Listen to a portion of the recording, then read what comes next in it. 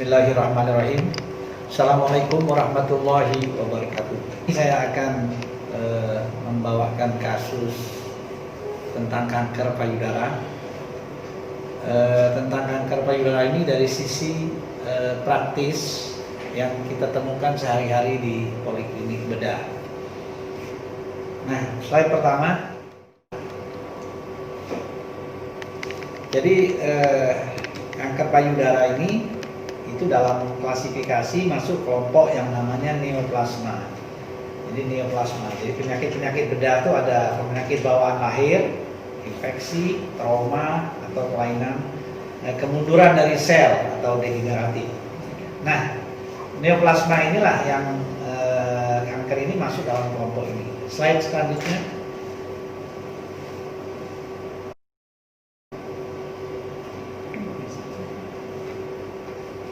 Nah, yang sering jadi pertanyaan di poliklinik, kadang-kadang pasien sudah ketakutan dengan bahasa yang namanya tumor. Ya, apa beda antara tumor dan kanker? Nah, tumor itu sebetulnya benjolan yang abnormal, jadi hal yang sifatnya umum. Dia bisa jinak, bisa ganas. Dalam bahasa ilmiah disebut benign dan malignant. Nah, tumor yang ganas ini disebut dengan kanker. Jadi beda antara tumor dan kanker. Kalau tumor itu bahasa umum, jadi benjolan yang nggak normal. Nah, sedangkan kanker itu sudah dia mempunyai karakter ganas. Nah, apa beda jinak dan ganas? Ini slide berikut. Nah, ini yang paling penting adalah kalau tumor ganas dia melakukan yang namanya metastasis. Metastasis itu artinya menyebar.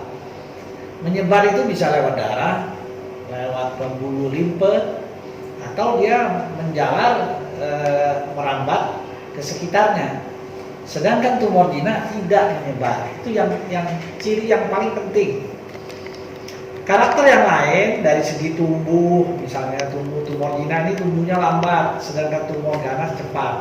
Ukuran lambat dan cepat ini kalau mau lebih jelas, tumor jinak ini tumbuh seperti deret hitung 1, 2, 3, 4, 5. Sedangkan tumor ganas itu cepat seperti deret ukur 1, 2, 4, 8, 16 dan seterusnya.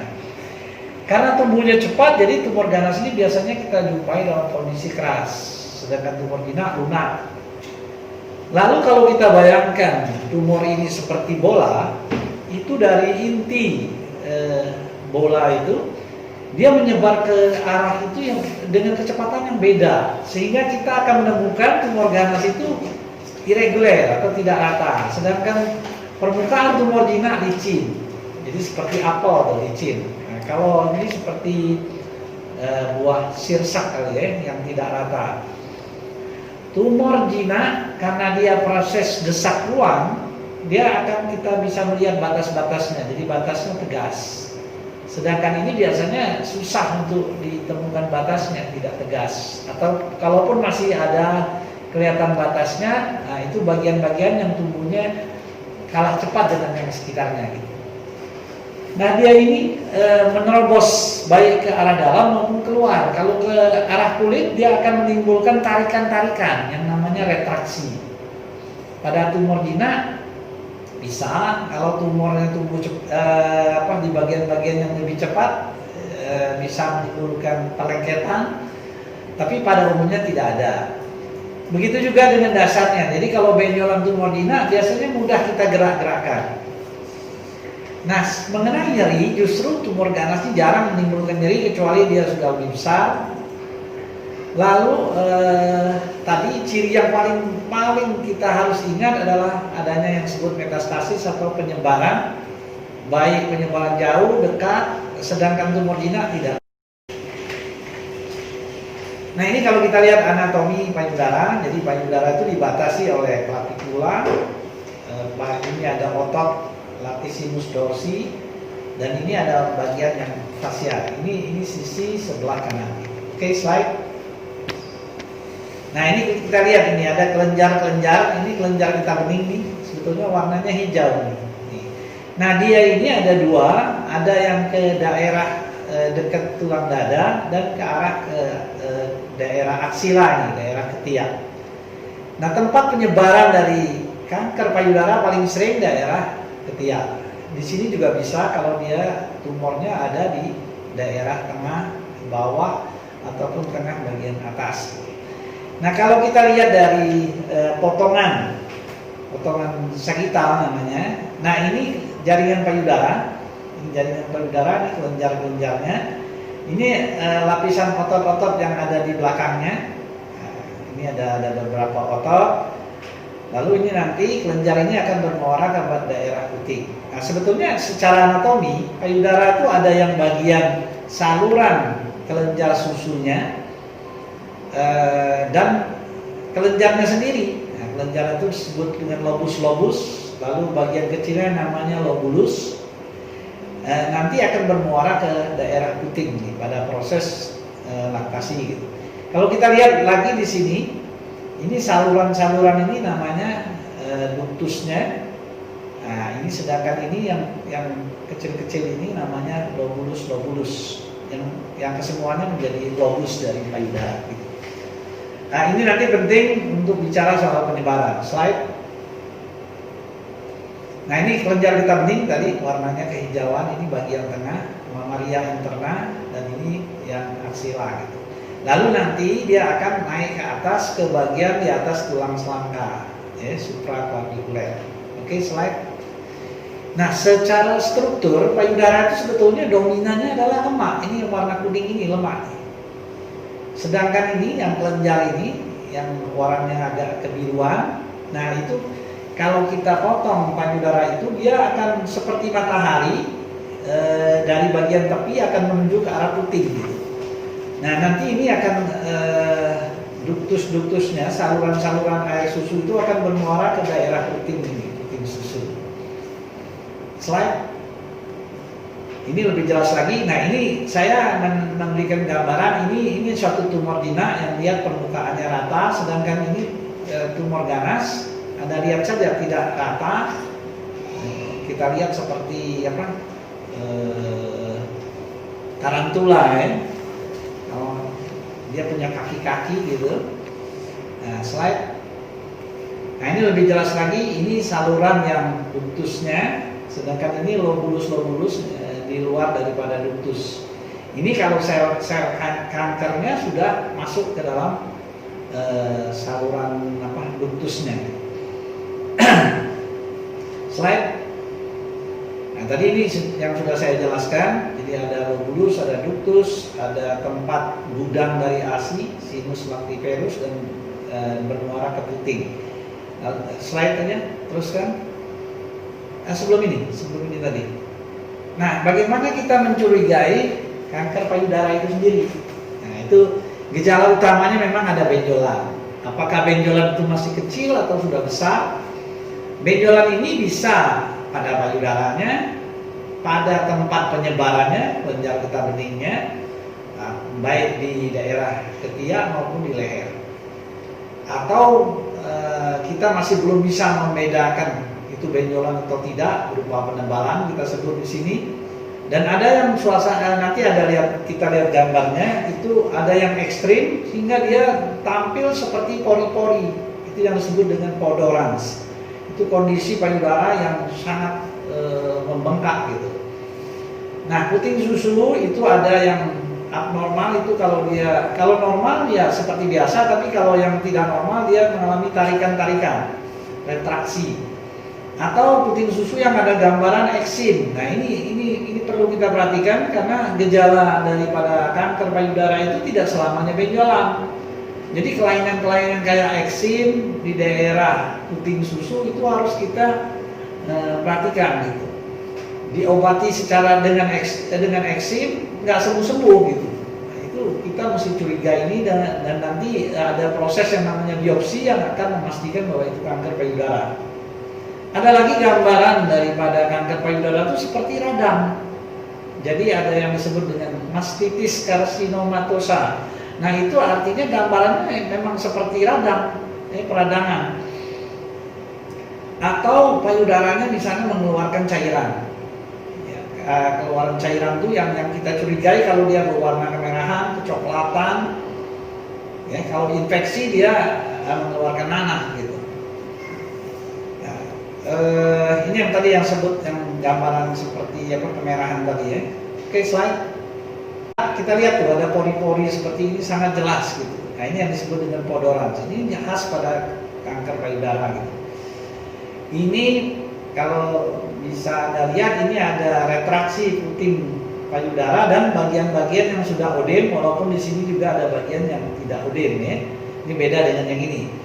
Nah, ini ada di mana putingnya ketarik ke dalam dan kita bisa melihat ada benjolan. Ini semua yang dengan keganasan payudara gitu. Nah, ini sudah menimbulkan ulkus itu sudah mengalami robek epitelnya sehingga mengalami perlukaan gitu dan ada perdarahan. Slide. Nah, ini gambaran seperti radang nih, merah nih, beda dengan kulit kita sebelahnya. Ini juga keganasan nih. Ini malah stadium lanjut nih. Ya, slide. Nah, ini kita melihat puting yang sudah gambarannya abnormal. Nah, tapi ini tampak mungkin orang mencurigai sakit kulit ini, padahal ini penyakit kanker payudara nih, Paget disease. Ya, slide. Nah, sekarang yang kalau tadi gambarnya yang seram-seram ya, mungkin kita berharap kita tidak sampai mengalami atau punya keluarga yang sampai ke sana gitu. Nah, penyakit kanker payudara ini sebetulnya penyebab pastinya belum diketahui. Tapi kita bisa mengenali yang namanya faktor risiko, faktor predisposisi. Nah, faktor-faktor apa yang bisa memudahkan untuk timbul kanker payudara. Kalau disebut faktor keturunan ada, ini kurang lebih 5-10%. Ini prosesnya namanya mutasi gen. Jadi gen itu karakternya mengalami satu perubahan oleh sesuatu sebab. Dan ini proses ini sampai sekarang belum bisa dikendalikan. Dua, faktor reproduksi. Faktor reproduksi itu misalnya orang-orang yang menstruasinya lebih dini dia dapatnya. Ya, biasanya usia 12 tahun, ini bisa dapat pada usia di bawah 10 tahun malah. Nah, itu hati-hati karena orang-orang yang begini berarti paparan terhadap hormonnya itu sudah banyak di dalam badannya. Nah, karena basic daripada kelainan ini lebih banyak terkait dengan paparan hormon gitu. Atau pada orang yang mengalami menopause lebih lambat gitu. Jadi biasanya usia-usia di sekitar 55 tahun, tapi ternyata dia masih menstruasi sampai. Nah, ini hati-hati nih. Berarti expose daripada hormonnya lebih lama gitu. Sudah itu faktor kehamilan. Nah, faktor hamil bukan berarti orang hamil mudah kena kanker, tidak. Justru orang yang hamil itu lebih protektif gitu. Tapi hamilnya, usia hamil pertamanya kapan? Kalau usia hamilnya lebih dari 30 tahun, dia punya risiko lebih besar. Jadi kalau tadi kehamilan pada usia-usia yang di bawah 30 tahun gitu. Nah, jadi proses nanti akan sama ya, proses kehamilan dan proses laktasi justru melindungi kita daripada kanker payudara gitu. Jadi sepertinya kalau saya melihat di sini, yang Maha Kuasa sudah menyediakan fasilitas orang untuk hamil dan menetei, tapi kalau nggak dipakai juga bahaya gitu. Jumlah kelahiran, nah jumlah kelahirannya makin banyak, kelahiran justru lebih aman terhadap kanker payudara, walaupun tidak semuanya gitu. Slide. Nah, sekarang kalau faktor-faktor yang tadi faktor belum disebut sini, mungkin nanti di slide berikutnya. Faktor usia juga, ya, faktor usia. Lalu faktor jenis kelamin. Nah, jenis kelamin laki-laki bisa mengalami kanker payudara itu 1%. 1% bisa mengalami kanker payudara, yang sisanya semua dari wanita. Lalu faktor penggunaan hormon yang terkait ini mungkin pil dan suntik KB. Nah, ini biasanya terkait kalau penggunaannya itu dalam jangka yang lebih lama, 5 tahun lebih gitu, resikonya meningkat gitu. Nah ini mungkin disiasati dengan penggantian jenis KB yang berbeda, atau sebetulnya kalau di kepustakaan disebutkan orang ini bukannya dengan memakai pil KB timbul kanker payudara, tapi sudah ada bakat sebelumnya gitu. Apalagi mungkin ada faktor keturunan. Jadi kalau ada faktor keturunan mungkin tidak disarankan untuk penggunaan pil atau suntik KB. Slide. Gaya hidup juga menentukan. Ya, jadi orang yang melakukan olahraga teratur resikonya akan menurun, dan kalau sudah kena pun resiko kambuhnya juga berkurang. Nah ini terkait apa? Olahraga ini akan membakar lemak, sedangkan lemak itu bisa merangsang produksi daripada hormon. Jadi dengan olahraga yang teratur, lemaknya akan terbakar, aliran darahnya akan bagus, mungkin jumlah hormon juga akan mengalami penurunan dibanding oleh orang yang tidak punya gaya hidup yang baik. Nah ini yang disebut olahraga. Ini olahraga apa? Olahraga yang 5 kali per minggu, durasinya 30 menit, jadi bisa dipilih yang mana yang kita bisa lakukan gitu. Slide. Nah indeks massa tubuh. Indeks massa tubuh ini sebetulnya kita bisa hitung dengan membagi antara berat badan dengan tinggi badan. Berat badan kita dalam kilo, tinggi badan kita dalam meter pangkat 2. Itu rumusnya indeks massa tubuh. Kalau dalam ukuran yang 20-25 itu normal. Nah kalau di atas ini pada pasien-pasien yang obesitas, gemukan, resiko terhadap peningkatan hormon yang akan menambah resiko terjadinya kanker payudara. Jadi indeks massa tubuh yang menentukan. Jadi bukan pasti orang yang kegemukan akan pasti kanker payudara, tidak. Tetapi bagaimana dia indeks massa tubuhnya gitu. Jadi proporsional antara berat dan tinggi badannya. Lalu faktor rokok. Rokok ini bukan perokok yang sekali-sekali ini. Biasanya perokok yang sudah rutin, jumlahnya banyak, ya, konsumsinya tidak disebutkan jumlah yang pasti, tetapi rokok ini ternyata punya efek karsinogenik, terutama juga terhadap jaringan payudara. Slide. Nah, riwayat terapi, mungkin orang ini punya penyakit lain atau tumor ganas yang lain, ada riwayat radiasi. Nah, radiasi ini kita tahu dia bisa merubah kondisi sel. Inti sel itu bisa mengalami perubahan. Nah, dia bisa mengalami kanker payudara karena terpapar radiasi. Nah, riwayat kelainan payudara juga. Jadi ada yang menyebutkan di buku bahwa tumor payudara jinak tapi hasil patologinya atipik hiperplasi itu harus dimonitor dengan ketat karena dia bisa meningkatkan resiko keganasan di kemudian hari. Tapi jenis yang lain tidak disebut. Nah, kalau kista resiko tidak meningkat. Selanjutnya slide. Nah ini hubungan makanan, lemak misalnya. Ini sebetulnya tidak ada hubungan langsung, tapi kembali kepada yang disebut dengan indeks massa tubuh. Jadi kalau kita membiasakan diri defisit lemak, indeks massa tubuhnya meningkat, resikonya meningkat. Lalu daging dan produk susu di kepustakaan resiko itu tidak ada hubungan langsung. Nah, lalu memakan buah-buah serat ini justru bagus, risiko menurun. Ini mungkin dia berkompetisi dengan makanan-makanan yang bisa menimbulkan keganasan. Jadi serat itu lebih bertahan di usus, dan serat itu biasanya tidak dicerna oleh badan, dia akan keluar kembali. Jadi makanan-makanan lemak kita akan terseret oleh serat gitu. Jadi resikonya menurun. Slide. Nah ini yang herbal biasanya lebih bagus, dia menyebabkan resiko terhadap keganasan jadi menurun. Alkohol ini kalau orang yang menjadi kebiasaan resikonya meningkat. Sedangkan teh dan kopi di situ tidak punya hubungan langsung terhadap keganasan payudara. Vitamin yang ada hubungannya, vitamin A dan D, dia menurunkan resiko terhadap keganasan. Yang lain belum terbukti gitu. Slide. Nah, bagaimana mendeteksi kelainan payudara?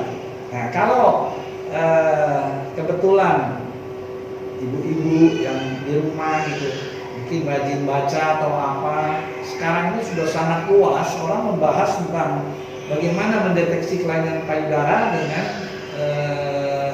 supaya lebih aware gitu. Mungkin mau ke dokter takut, jadi dia ada anjuran mengevaluasi kondisi payudaranya, itu yang dikenal dengan nama periksa payudara sendiri, sadari. Itu di website sangat banyak sekali bagaimana teknik periksanya gitu. Tapi yang penting adalah pemeriksaannya sendiri setelah selesai menstruasi kira-kira 1 minggu, ya 1 minggu atau lebih. Nah, jadi artinya jangan pada masa menstruasi, karena pada masa menstruasi hormonnya meningkat, payudara lebih tegang, sehingga nanti pemeriksaannya jadi bias gitu. Dan biasakan untuk memeriksa itu rutin setiap bulan 1 kali gitu, pada mereka yang masih menstruasi. Nah, pada yang menopause tentu saja kita tidak bisa pakai patokan ini, jadi kita pakai patokan tiap bulan dengan waktu yang sama gitu. Slide. Nah, ini tadi hari ke-7 atau 10 menstruasi, menopause pada tanggal yang sama. Jika misalnya ada hal yang tidak normal, ini tentu saja antara payudara kiri dan kanan itu dibandingkan.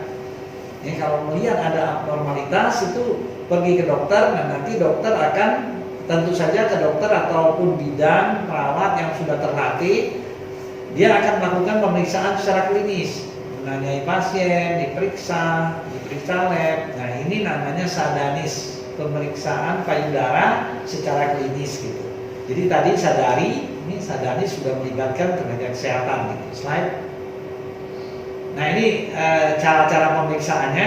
Kalau kita lihat di sini, ini posisi lengan atas dan bawahnya di samping badannya, ini diangkat, ini dia meregangkan bagian payudaranya, jadi pasiennya agak sedikit menonjolkan dadanya ke depan, dia memegang tangannya di pinggangnya.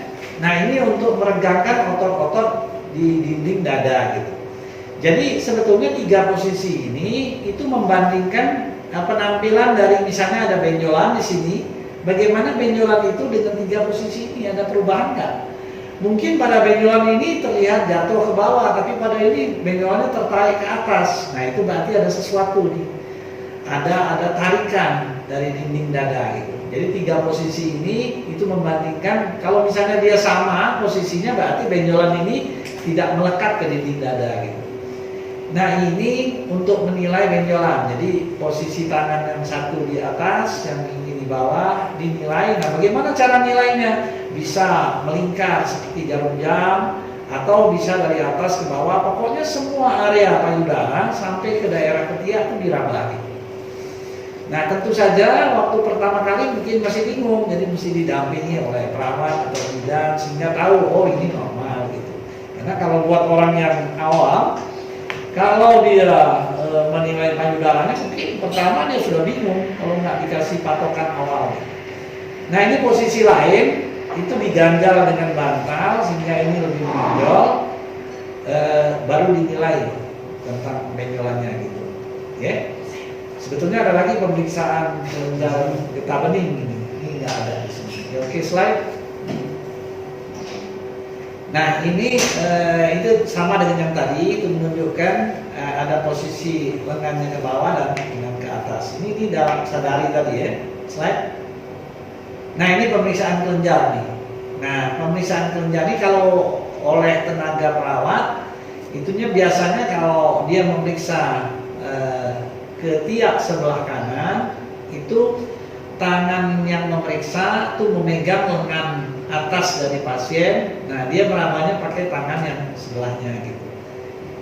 Itu dinilai lokasi-lokasi kelenjar apakah ada pembesaran atau tidak gitu. Slide. Ini semua Nah ini sama yang saya tunjukkan tadi, ini cara-cara pemeriksaannya. Sebetulnya ini bisa dilihat di website lebih jelas lagi karena lebih detail dijelaskan di sana. Ya, terus, nah ini bagaimana pembagian kelenjar-kelenjar payudara itu? Ini wilayah yang putihnya ini namanya areola. Nah ini namanya kuadran sendiri, kuadran sentral, pusat. Lalu bagian atas itu superior, kalau ke arah batang tubuh itu namanya medial, yang ini lateral. Nah ini lateral atas, medial atas, inferior itu bawah, jadi lateral bawah dan medial bawah. Ya, slide. Sebetulnya kejadian kanker payudara per 100.000 populasi ini sebetulnya datanya data dari luar, karena data kita registrasi di negeri kita ini belum begitu bagus sehingga datanya belum terkumpul dengan baik. Tapi pada slide ini kita melihat bahwa makin usia lebih tua, angka kejadian daripada keganasan ini makin tinggi. Nah di Indonesia tahun 2012 ada datanya, ada 40 orang yang terkena kanker dari 100.000 penduduk, jadi cukup banyak.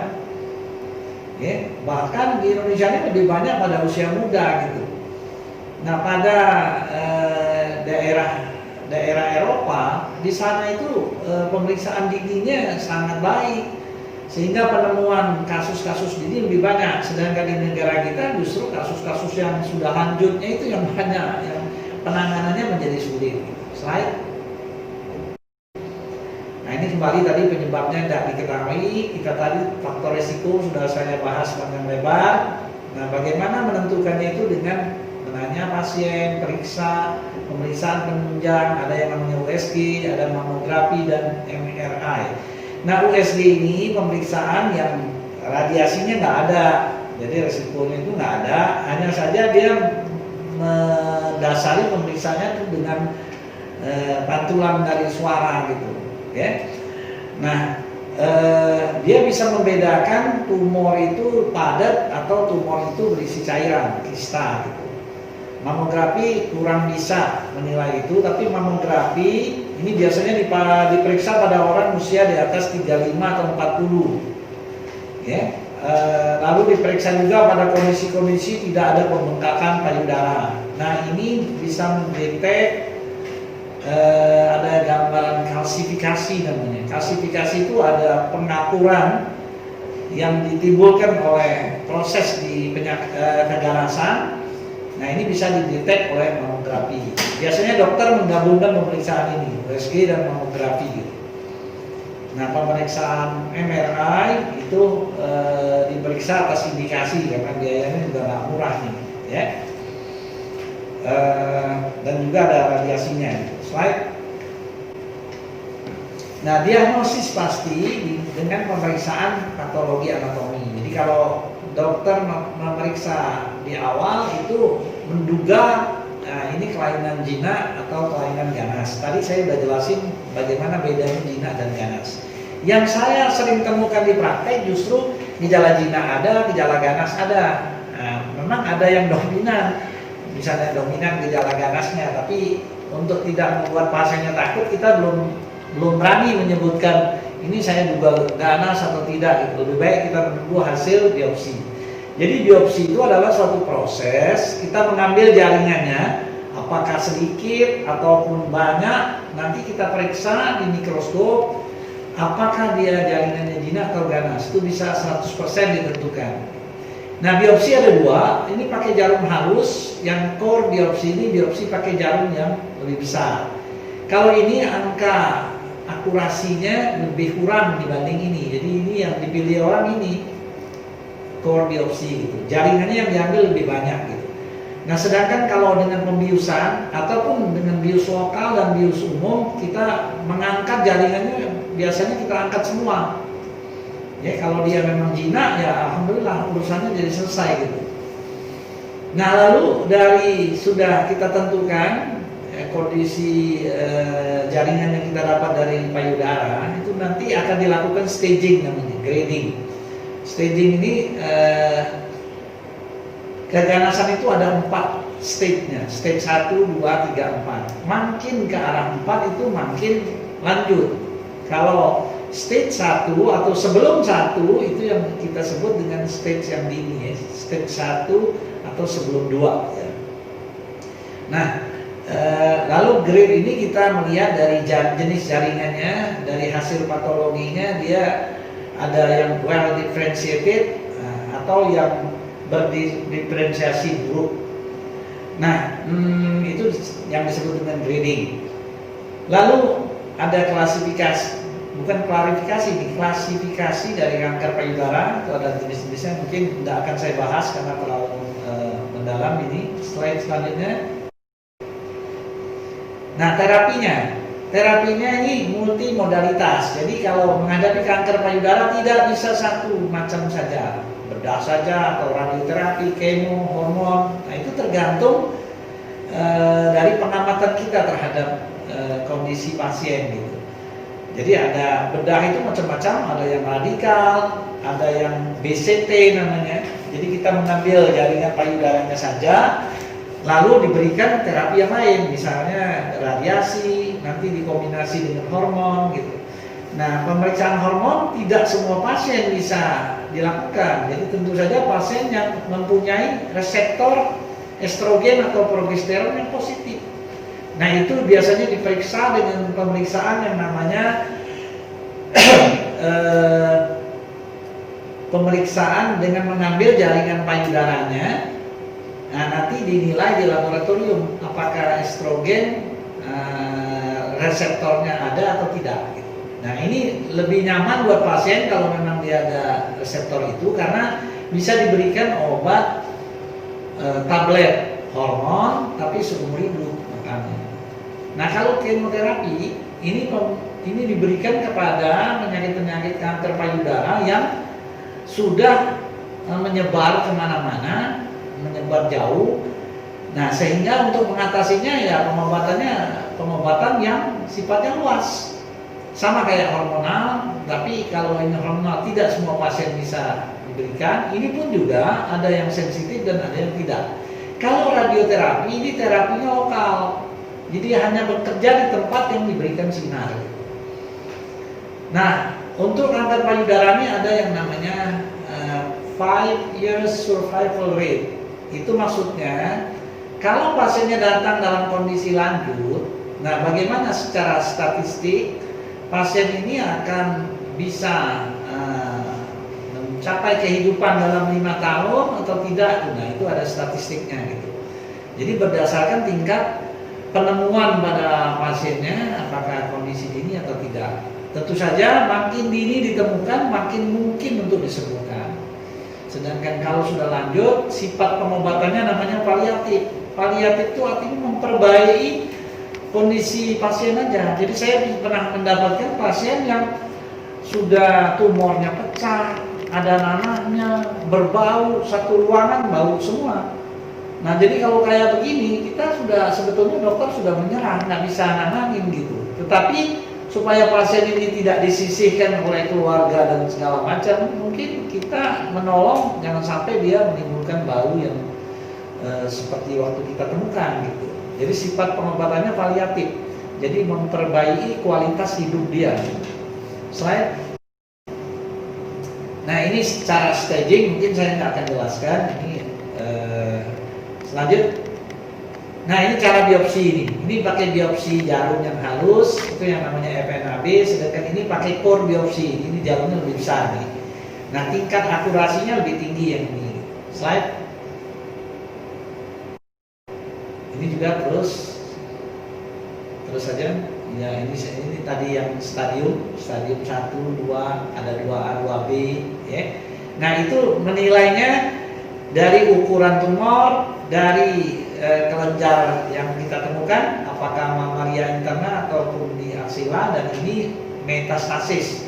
Metastasis pada kanker payudara ini bisa di paru, bisa di liver, hati, bisa di otak, bisa di tulang-tulang panjang, ya, tulang-tulang panggul, tulang paha, itu bisa lakukan. Nah, jadi dokter kalau sudah menduga kanker, dia akan mencari, dia melakukan pemeriksaan, diperiksa. Nah, berdasarkan itu nanti dia bisa ditentukan stadiumnya mana. Nah, protokolnya apa gitu. Jadi yang dinilai itu ukuran kelenjarnya. Kelenjar ini bisa 1, bisa 2, bisa konglomerasi namanya. Konglomerasi itu banyak.